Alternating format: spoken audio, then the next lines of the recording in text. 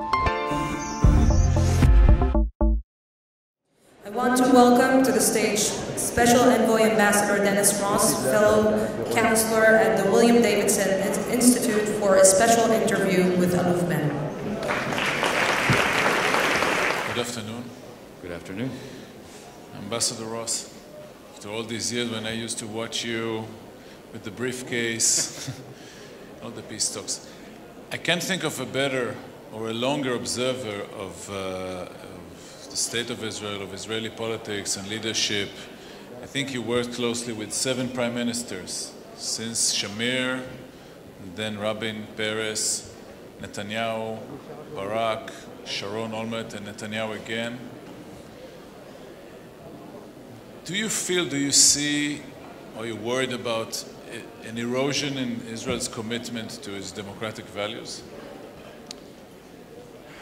Well, you know, I have worked with a lot of different Israeli prime ministers over the years, and I have also seen different periods when some of Israel's basic institutions have been under assault. It's not the first time Israel's Supreme Court has been under assault. So I've seen manifestations of this before. I will say when I see certain laws pushed, like the nationality law, the nation-state bill. Right. Yeah. When I see something like that push, you know, it sets off alarm bells. One of the things that sets Israel apart in this region is it really is a democracy, and it can't be compared to anybody else in this region. And by the way, that is one of the core elements that binds Israel to the United States. In some ways, it becomes more important in the United States now than ever before, and I'll explain why. The demographics in the United States are changing. In 20 years, roughly 20 years, the United States is going to be a majority-minority country, meaning when you look at the Hispanic community, the Asian American community, and the African American community, those 3 communities combined will actually constitute a majority of the country. They don't have a historical connection to Israel. And so Israel as a democracy becomes even more important for those kinds of communities. And the elements, as I said, that bind us, I think, are very strong, particularly at a time when you have a region that's undergoing a kind of, not an unbelievable level of turmoil, but also you see the growth of ISIS, you see, you know, radical Islamists, you see the struggle that goes on here. Israel stands out. But you know, in the past, when there were crises in Israeli democracy, they were mostly fueled by the peace process. The protest against Oslo, obviously the Rabin assassination, which was maybe the worst moment, and then the struggle against the Gaza disengagement. This time around, there is no external reason. Nobody is trying to remove even one settler. And even the freeze during President Obama's first term did not result in any serious debate within Israel. How, from your observation point, how do you explain that? What happened in Israeli society? Well, it's a good question. I mean, you don't have that kind of galvanizing issue that normally would create some of the internal pressures we've seen. Look, I think that there is a kind of struggle over values, which is not, you know, by the way, it's not unique to Israel right now. You have, look at throughout the, internationally, there is the middle class being under assault. Look in Europe, look at the growth of the right in Europe. One might say now some of that's being driven by the concerns about immigration. Yeah, we explain it as kind of Islam versus Muslims versus veterans in these societies. That's an element, but so does the economic reality. You know, the fact, look at what's happened to the EU countries in terms of growth. Look at the impact of austerity measures in some of the southern European countries. It's the assault on the middle class, and the assault on the middle class ends up creating an appeal of those who find other ways to try to make themselves a kind of focal point politically. And I think at times what we've seen is the fringes in society end up becoming more important and the center begins to shrink. So you think it's a kind of social impact that then in the Israeli context it translates into nationalism? I think it could be an element of it. I think what's different is that Israel lives in a region that's undergoing an earthquake, and the earthquake presents the image of real threats. No one, ISIS is a real threat. What you see on your northern border now is a real threat. The struggle within Egypt, which is really in many ways also an existential struggle, these are real threats. So it's superimposed on, I think, challenges to the middle class are also real threats, and the combination of those can lead people to fall back on this, what creates fear. And fear, whenever fear is kind of the preoccupation, a lot of the fundamental elements in any democratic society, they also are under risk. They're under threat. If we combine both issues, democracy and your days in the peace team, there is a certain paradox here. Do you agree with the argument that Israel cannot be a Jewish democratic state as long as the occupation goes on and there is no viable two-state solution on one hand? On the other hand, there's the argument that the complexity of the Israeli political system, of the Israeli democracy itself, makes it impossible to get there, to make this two-state solution happen. Well, first, to produce a two-state solution, it also takes two sides. Look, I hope that regardless, whoever heads the next government in Israel needs to be prepared to take an initiative on the peace issue, even if the Palestinians are not going to respond, because the delegitimization movement internationally is such that Israel needs to demonstrate with a readiness to take an initiative to show that it's prepared to do something. If it doesn't happen, it's not because of Israel. And that, I think, exists, given what's happening internationally. Back to the essence of your question, I think for Israel to be a Jewish democratic state, obviously it's going to have to contend with what is the occupation. And I would even say it's not just contend with the occupation, there is a demographic trend. One can debate the timing of it. I mean, whenever I see people say, oh, but it's not happening right now. It's not a question of whether it's 10 years, 15 years, 20 years. It's going to happen at some point. And by the way, there is the issue of the tipping point. It's not when you suddenly become 51-49. If it's a matter of rights, then 51% equal to one person. Yes, I think that's the point is, you want to be Jewish and democratic. You cannot be a binational state. I mean, when I hear people talk about binational state as for Palestinians who say, let's just have one person, one vote, and some on the Israeli right who say, oh, let's do this. First, just look in the Middle East. Can we find any place in the Middle East where we have two strong national identities that are at peace? That's a rhetorical question. Even, I would say, look outside the Middle East. You find it's not so easy. Even in Belgium it's difficult, although they don't kill each other or do anything violent, but it doesn't really work. That's right. So that's not a solution. So the reality is, given what are the demographics and given what is the effect of occupation, it is in Israel's, for the well-being of Israel as a Jewish democratic state requires it to deal with this. And even if the Palestinians are choosing a different paradigm right now, which I think they may be in terms of going the international route, one way to change that is to take an initiative which allows you to get the international community back on your side, which will then put pressure on them. How can you do that? Well, I mean, there's several things I would like to see the next government do. One is, first and foremost, make your settlement policy consistent with your two-state policy. Don't build in what you think is the Palestinian state. Build only in what you think is your state. Yes, the border still has to be negotiated, but until that time, you make a declaration. And you say, we will not build in what we think is a Palestinian state. Now, our declaration, our settlement approach is consistent with two states. That's one. Two, embrace the idea of 67 and mutually agreed swaps, again, as a kind of baseline. Three, accept that the Arab Peace Initiative is an umbrella that can be used. Adopt those three positions, and I think suddenly you have just offered an initiative that changes the dynamic internationally and potentially can change the dynamic with the Palestinians. At a minimum, puts the Palestinians in a position where they have to do something.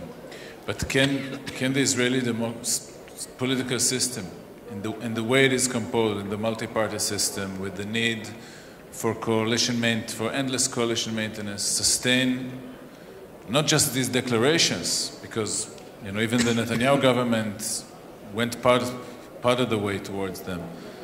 Can it sustain its implementation? I could ask you that question.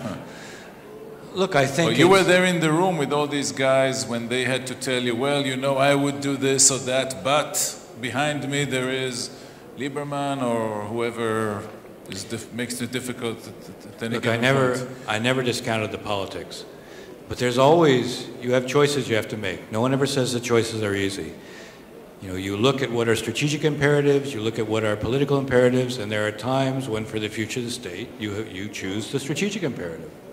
And I suspect that the country, when strong leaders, when they lead, I think the country has a tendency to follow. And what is the impact here of the what you call delegitimizations, the delegitimization of Israel, the BDS movement, which I think doesn't really filter to the minds of most Israelis who don't feel its impact. Look, how do you see it? I think filtered it has inwards toward Israel. I think it has a momentum in Europe right now. I think it can be diffused. I mean, we'll look at the BDS is a movement that almost by definition is a dishonest movement because... Why? Because BDS is actually about one state. If you look at the principles that guide BDS, it's about one state. But they're able to focus on the settlement issue and use that to basically create an impression, no, it's just related to the occupation. That's why I say take the settlement issue away from them by making your settlement policy consistent with two states, and then you expose BDS.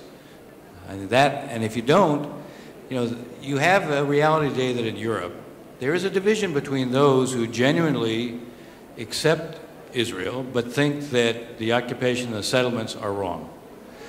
And right now, they focus on what they see as wrong, and you need Israel that takes an initiative that says, look, we're prepared to do our part. We've seen it before when Israel is seen to do its part, and if the Palestinians aren't responsive, then you get a kind of responsiveness from the rest of the world.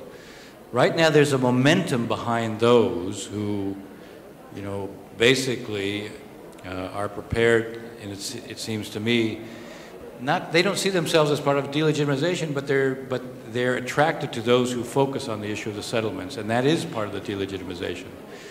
And I think it affects Jewish communities around the world as well. This is, in a lot of ways, it's the new anti-Semitism. If you support Israel as a Jewish state, as a Jewish democratic state, then by definition, you must be illegitimate as well. So let's cross the Atlantic from Europe to the United States. From a Jewish American point of view, how difficult is it to be a Zionist liberal today? Is it possible? Well, for me, it's not hard, but I'm not a young Jewish Zionist. I think, I'll tell you, I speak a lot on the campuses, and the campuses are our Europe. What you see going on in Europe, that's what you see on the American campuses. And one of the reasons I go to American campuses is because I end up bolstering the Jewish students there who feel beleaguered. Because I come in and I sort of, I come in, by the way, when I don't go in as an Israel advocate. I go in as someone who's been committed, as my wife says, should be committed, but who's been committed, to pursuing peace for a long time. And I talk about the efforts to do it and the reasons that it hasn't happened. And, those who want to say Israel is the reason for that ignore the history. So I go through and I describe what has happened, and I describe what can happen and what needs to happen now. And when you create a context there, it basically puts a lot of the Jewish students in a very different place than they were before I go. But when Israel goes on the path of the nation-state bill, does that make the lives or the opinions of all those liberals in America who support Israel way more difficult? Yes, absolutely. Again, I come back to where we started this issue. Israel is the embodiment of what I'll call democratic values in a region where, you know, they don't exist, where the political culture favoring that is, you know, at best in a very embryonic stage, and it requires, you know, a huge imagination to believe that sometime in the future we're going to see this in the broader region. But Israel embodies that. When you see signs of illiberalism, it challenges that, and I would even take it a step further. Look, for people of my generation, you know, the Shoah, all the wars created an indelible connection. For, you know, Jews in the 18 to 29 year age bracket, they don't have those historical connections. And you can create you can create connections for them, but the connections need to be on Israel and then as a Jewish people as a kind of contributor to civilization. And so when it looks like you see these kinds of laws emerge, you know, or when there are laws that challenge some of the NGOs, I mean, then you begin to, you know, then you erode the connection with the next generation of Jews in America. And when the Prime Minister, Netanyahu, argues that he is not only the Prime Minister of Israel, but the leader of the Jewish people all over the world, do people really accept that? Or they see it as a kind of Israeli bravado and... Well, look, this is... Do Jews in America really see Netanyahu as their leader? In what way? Or in Europe, in what way?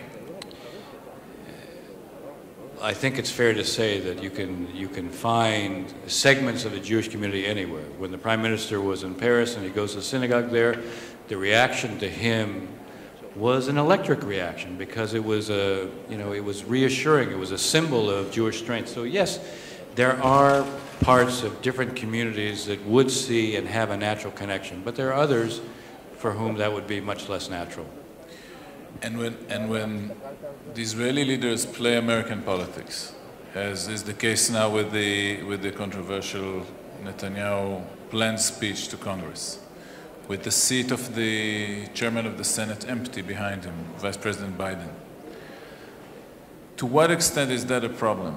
Not only in the relationship between the government and the administration, but is a sea change in the bipartisan support, and how difficult does it make the lives of Democrats who support Israel?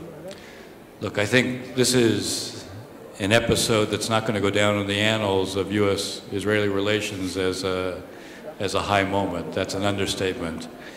Let's be clear. What has allowed Israel to flourish in the United States, what has allowed Israel to have the kind of broad-based support that it's had, including in places where there's very small Jewish communities, is precisely that Israel has never been a Republican issue or a Democratic issue, it's been an American issue. Anything that begins to make Israel a partisan issue works against Israel's position in the United States, against the well-being. I think the U.S.-Israeli relationship is not something that is going to be, is what one should be aspiring to. And again, I go back to where I started on the issue of, look at the shape of the United States 20 years from now. At a time of demographic change in the United States, the last thing you want to do is have Israel become a partisan issue. This is a time of potential change. Don't change in that regard. This will be something that we all rue the day. But the argument here can be that the polarization of American politics is not Israel's or even Netanyahu's fault. It goes all over, across the board. They can't agree. The Democrats and Republicans could barely agree on anything these days. And but that wasn't the case, I don't know, during the Cold War. I mean, you began your career as a Cold Warrior, and at that time there was way more agreement on most issues, or at least most foreign policy issues. Right, but there's been one area in foreign policy that consistently has been marked not by polarization but by agreement, and that has been Israel. That has been a bipartisan issue. Look, when the Prime Minister came to the Congress in 2011, May of 2011, I think he got 38 standing ovations. Yeah, I was there. All right, from both sides of the aisle. This wasn't like what I call the State of the Union, where one side stands up and the other side sits down. It wasn't that, because it reflected the reality that Israel is a nonpartisan issue. An invitation that comes from the Speaker of the House where he doesn't even consult his Democratic colleagues, goes behind their back. Forget the relationship with the White House. You don't do business that way. And to make Israel a partisan issue is simply a mistake. When you make a mistake, admit it. One way you overcome mistakes, acknowledge them. And then you go about and you fix it. By the way, is it a mistake for the Republicans as well? Yes, I think so. Why? Because I think in the end, even among them, it'll begin to produce some dissidence. There are many Republican supporters of Israel who also believe that Israel shouldn't be a partisan issue. Maybe there's some who feel that way, but many who feel that it should be a nonpartisan issue. One thing that I see missing from the American debate is what I call two-state Republicans. I mean, when you began the peace process, the Republicans were those who were pushing Shamir, not the Democrats. It was Bush and the Elder and Baker and Scowcroft and people like that. That's right. And I think they all but disappeared. Well, I think there's a lot of, look, I guess the way I would put it is the center in the U.S. today has shrunk as well. When I first started, look, I'm what I describe in many ways as an extinct species. I'm a political appointee of 2 Republican presidents and 2 Democratic presidents. Pretty hard. And this would be impossible today for the next generation of officials. I hope it can happen again. I mean, it serves our interests that should be the case. But look, I still think when you go up and I can speak across the aisle, and I obviously am an advocate for 2 states, and I find responsiveness on the Republican side to this as well. Because it doesn't echo here. It may not echo here, but I still think it exists, and I still think there is again, those who I think are strong supporters of Israel, Republican or Democrat, value Israel as for what it represents. Look, Israel is a country with whom we have shared interests, and typically those who threaten Israel also threaten the United States. It is a fact. So there's a question of shared interest, but the sense of shared values is deeply embedded in the psychology of most Americans, and that includes, again, across the aisle. And I would hate to try to suddenly see that become a partisan question as well.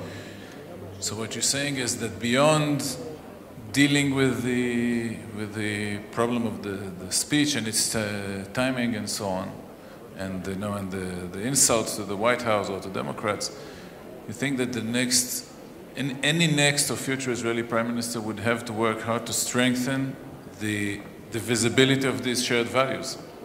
I think that's very important. But again, I come back. We are a country that's also undergoing our own demographic changes, and that requires being mindful of that. And I was one of the original authors of strategic cooperation with Israel. And this goes back to the early 1980s. And the mindset behind that was that, there were those who felt, the only reason that there's support for Israel is just because of narrow political reasons, not because of anything. George Marshall and Right. Clifford argument Right. in 48. Exactly. Should we support Right. the Declaration of Independence or Right. not? And it was deeply embedded on our side. I have a book that's coming out later this year on the U.S.-Israeli relationship from Truman to Obama, and I do a chapter on every administration, every president, and what was going on within it. And so when I was when I was focused on this, one of the things I wanted to show was, no, we have a set of interests as well. I wanted to show it's not just values, it's also interests. And it's not politics, it's values and interests. Well, the focus on values these days, in my mind, becomes in some respects even more important, because we're undergoing our own set of changes and reminding ourselves, particularly when you look at this region, that Israel's reliable because it is who it is ultimately, because it is a democratic state. And preserving that, emphasizing that, broadcasting that, elevating that, this is something to be proud of, but it's also something that, in my mind, becomes even more important to the future of the U.S.-Israeli relationship. Yeah, I'm not sure that many voters are aware of that this is also an important part of our foreign policy and strategic strength vis-a-vis the U.S. And is Europe lost for Israel? Or can Europe be fixed as well? I think it can be, you know, I think it's more complicated than it has been in the past. And I think there's a certain, you know, a certain legacy now, you know, habits of thinking develop over time. Still, I do think the settlement issue has become an emblem of Israel not really being prepared to accept a two-state outcome. And if you can make your settlement policy consistent with two states, I think it would